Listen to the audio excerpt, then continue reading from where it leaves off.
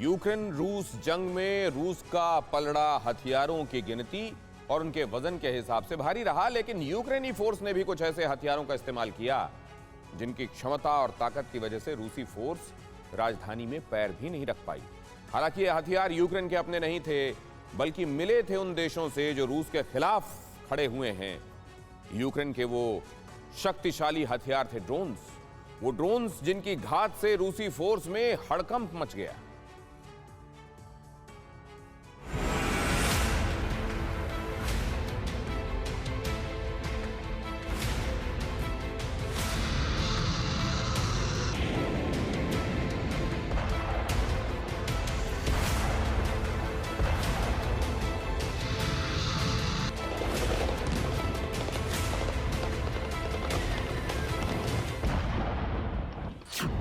Ukraine की जमीन को दहलाने के लिए रूस ने आसमान से मौत बांटने वाले विनाशक भेजे।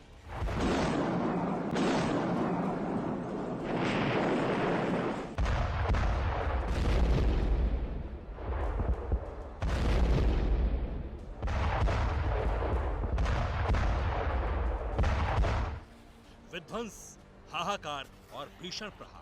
सिर्फ ट्रेलर दिखाकर ही रूस ने साबित कर दिया कि जंग के मैदान में उसकी ताकत का कोई दूसरा सानी नहीं।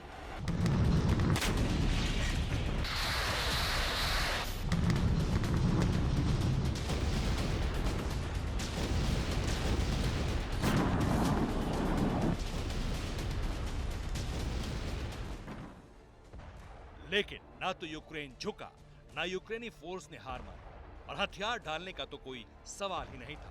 72 घंटे की तैयारी के साथ युद्ध में उतरी शक्तिशाली रूसी फोर्स को 42 दिन तक संघर्ष करने पर मजबूर कर दिया।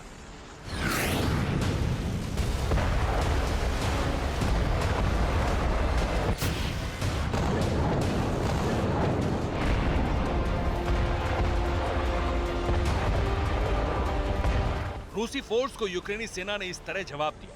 टैंक्स और तमाम भारी भरकम हथियारों को यूक्रेन ने इस तरह तबाह किया। रशियन फोर्स के सामने न सिर्फ यूक्रेन की फोर्स चुनौती बन गई, बल्कि रूस को जंग के मैदान में आशंका से भी ज्यादा विध्वंस झेलना पड़ा। आखिर बिना नाटो फोर्स की मदद मिले, बिना यूरोपियन देशों की फोर्स के एंटर हुए, यूक्रेन के फौजियों ने रूस को राजधानी तक पहुंचने से कैसे रोक दिया? लाखों लोगों के पलायन के बावजूद शहरों के अंदर घुसी रूसी फोर्स के सामने यूक्रेन की मुट्ठी भर सेना ने कैसे चुनौती खड़ी कर दी?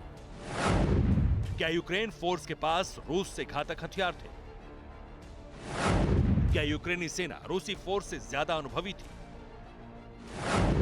और क्या रूस के खिलाफ स्पेशल प्लाटून मिशन पर है?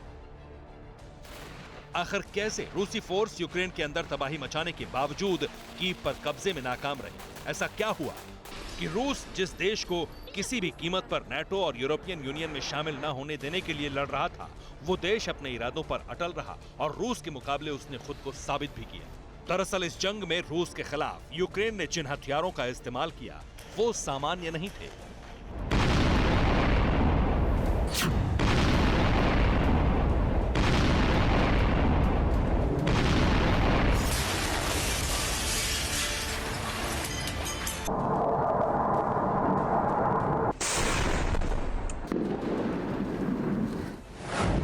रूसी फोर्स और हथियारों पर कहर बनकर टूटे वो हथियार थे नाटो देशों के खतरनाक ड्रोन।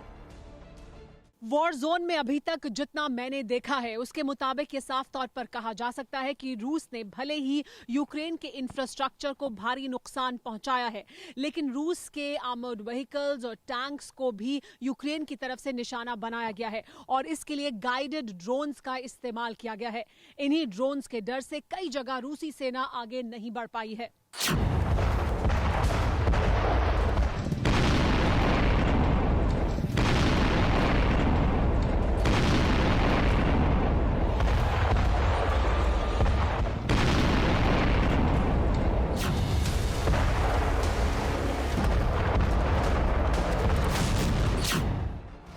यानी रूसी फोर्स पर यूक्रेन की ड्रोन पलटन भारी पड़ी।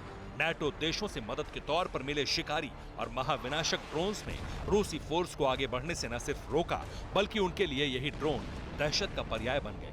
क्योंकि रशियन ग्राउंड फोर्स को भनक तक नहीं लगी और यूक्रेनी ड्रोन पलटन के हमलों ने उन पर मौत का बारूद बरसा दिया। और आपको जानकर हैरानी होगी कि अमेरिका ने जल्द ही रूस के खिलाफ यूक्रेन में ड्रोन की नई खेप पहुंचाने की तैयारी कर ली है ताकि संकट बनी रूसी फोर्स को टाला जा सके।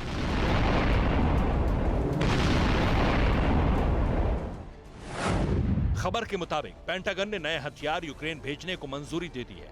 अमेरिकन हथियारों में ड्रोन्स और कई तरह के उपकरण शामिल हैं। इसमें नाइट विजन गियर, हमवेस और छोटे कैलिबर के गोले भी हैं।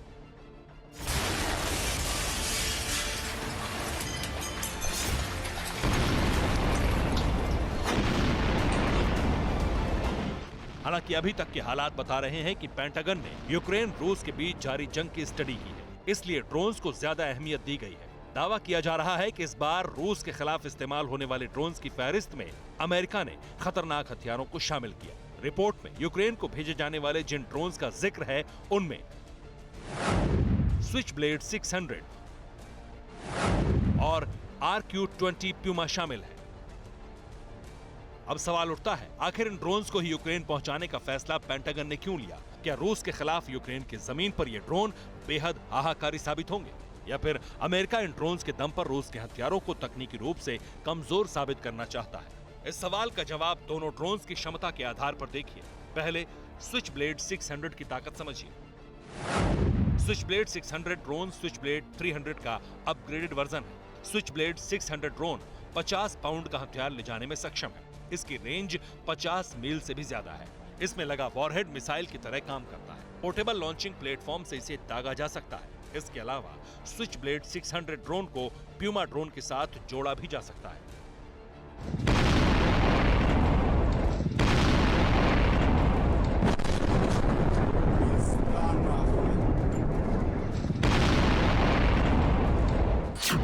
स्विचब्लेड 300 लोइटरिंग म्यूनिशन ड्रोन है, जो एक एरोविरोनमेंट प्रोडक्ट था। वो असल में एक छोटा ड्रोन था जो सिर्फ 5 पाउंड के विस्फोटक ले जा सकता था और इसके एक बार लॉन्च होने के बाद इसकी वापसी नहीं हो सकती थी। लेकिन स्विचब्लेड 600 ड्रोन टारगेट न मिलने पर वापस भी लौट सकता है। यानी ये ड्रोन न सिर्फ विध्वंसक है बल्कि हाईली इंटेलिजेंट भी है। इसके अलावा प्यूमा ड्रोन की खासियत भी देखिए, जो रूस के लिए यूक्रेन वॉर जोन में घातक बन रहा है। RQ-20 प्यूमा ड्रोन 15 फीट के पंख वाला ड्रोन है। इस ड्रोन के लिए लॉन्चिंग पैड की जरूरत नहीं है, इसे हाथों से ही लॉन्च किया जा सकता है। ये ड्रोन 20 पाउंड से ज्यादा का वजन ले जाने में सक्षम है। प्यूमा ड्रोन एक बार में 5 घंटे तक उड़ान भर सकता है और इसे 25 मील से ज्यादा के क्षेत्र में कंट्रोल किया जा सकता है। इसमें मेंटिस I-45 सेंसर लगा है, जो रिपर क्लास ड्रोन में सेंसर वॉल के छोटे वर्जन की तरह है।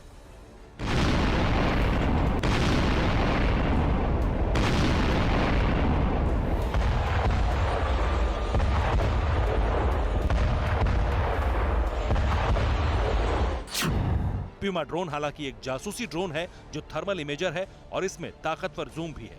ये तमाम उपकरण नाइट विजन गियर के साथ हर समय फंक्शन में रहते हैं। लेकिन इस ड्रोन की सबसे बड़ी खासियत यह है कि इसके जरिए अटैकिंग ड्रोन्स को भी लॉन्च किया जा सकता है।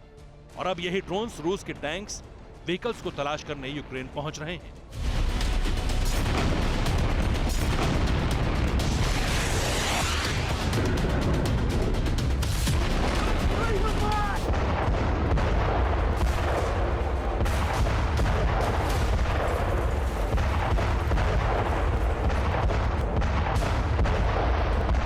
यूक्रेन में युद्ध क्षेत्र में मैं अलग अलग जगह गई हूं और सभी जगह जाकर ये साफ तौर पर दिखाई देता है कि किस तरह से रूसी टैंक और आर्मर्ड व्हीकल्स को भारी नुकसान हुआ है। इसमें देखकर ऐसा लगता है कि या तो मिसाइल का इस्तेमाल किया गया है या फिर सुसाइडल ड्रोन का इस्तेमाल किया गया है। खास तौर पर तुर्की के TB2 ड्रोन का जिक्र हो रहा है कि उसका इस्तेमाल हुआ है और तुर्की के इस ड्रोन ने यूक्रेन की मदद की है रूस के टैंक्स और आर्मर्ड व्हीकल्स को निशाना बनाने में। और अब इस ड्रोन का विस्तार होने वाला है इस युद्ध में। यानी एक तरह से यूक्रेन के युद्ध में ड्रोन्स ने अर्जुन की भूमिका निभाई है। इस हथियार से रूस की फोर्स भी दहलती है। हालांकि रूस ने भी ऑरलॉन 10 ड्रोन का इस्तेमाल किया, लेकिन तुर्की के ड्रोन के मुकाबले ऑरलॉन कम मारक साबित हुआ। इसलिए रूस के खिलाफ अमेरिका भी यूक्रेन को और मारक क्षमता वाले ड्रोन दे रहा है। मतलब वो हथियार जो दुश्मन का खात्मा किए बगैर वापस नहीं लौटता। Bureau report, TV9 Bharatvarsh. फिक्र आपकी, सोमवार से शुक्रवार रात 9 बजे सिर्फ TV9 भारतवर्ष पर।